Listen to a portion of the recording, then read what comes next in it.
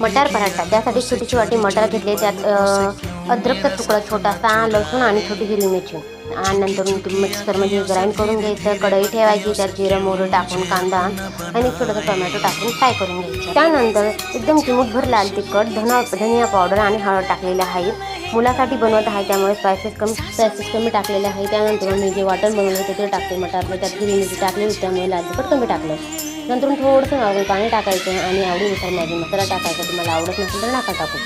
नंतर उंडा लाटून घ्यायचा, त्यावर स्टफिंग ॲड करायचं. नंतर हवं तेवढं चीज टाकायचं आणि चपाती ठेवून तो बाजूने याची प्रेस करून घ्यायची आणि हलक्या हाताने हा पराठा लाटून घ्यायचा. आणि हा पौष्टिक पराठा आहे, मुलं असे वाटाणा वगैरे खाणार नाही तर अशा पद्धतीने त्यांच्या पोटात जातो आणि खरंच आवडीने खातात अशा पद्धतीने बनवला तर.